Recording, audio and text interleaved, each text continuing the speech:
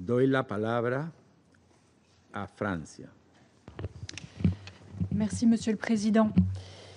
Je remercie la présidence du comité 1540 pour cet exposé et comme il s'agit de votre premier exposé, vous l'avez dit, j'en profite pour féliciter le Panama pour son accession à la présidence du comité et l'assurer du plein soutien de la France dans l'exercice de cette responsabilité.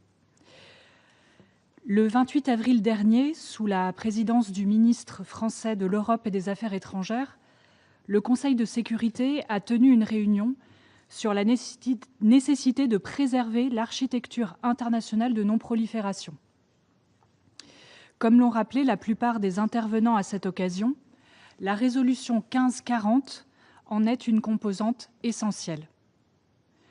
Nous constatons aujourd'hui à quel point cette architecture est menacée alors que les risques de prolifération n'ont jamais été aussi élevés.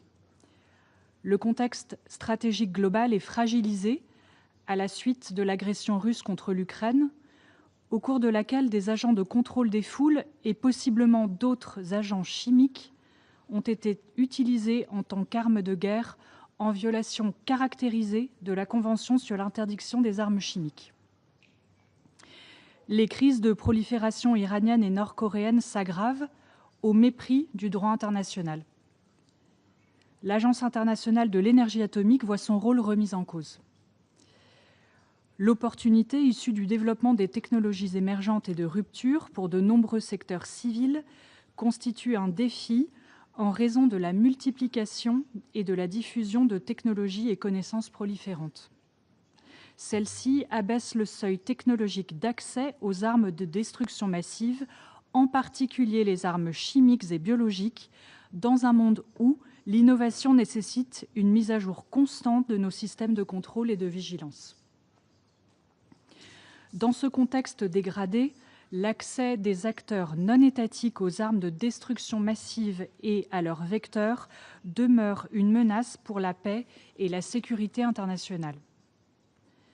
Pour ne citer qu'un exemple, le rapport publié en 2024 par l'Organisation pour l'interdiction des armes chimiques sur l'attaque perpétrée à Marea en Syrie par Daesh en 2015 a démontré la réalité de la menace du terrorisme chimique.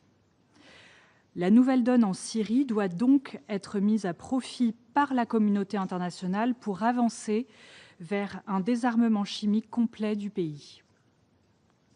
L'emploi croissant de missiles balistiques par des groupes armés nous rappelle aussi notre devoir de vigilance face à la menace de prolifération par des acteurs non étatiques.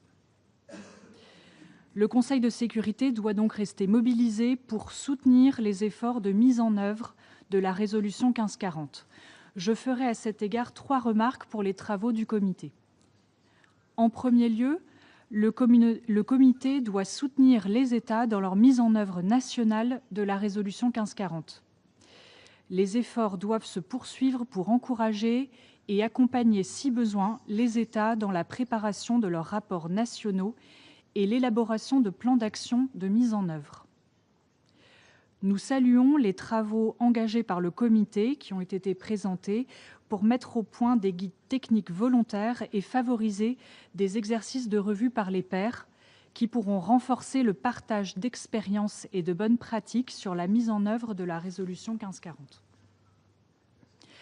En second lieu, nous encourageons le comité à poursuivre, en lien avec le groupe d'experts, ses efforts de sensibilisation aux enjeux de mise en œuvre de la résolution 1540, notamment à travers les actions de formation dispensées aux points de contact nationaux.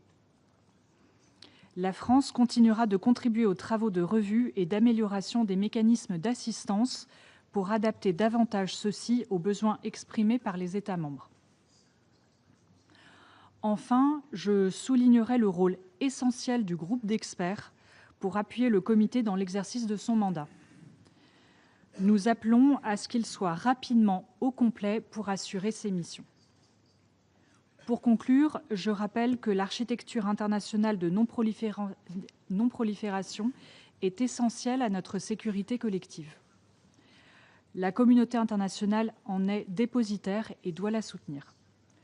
Le Conseil de sécurité doit rester mobilisé autour des objectifs de non-prolifération qu'il a lui-même établis. Je vous remercie. Agradezco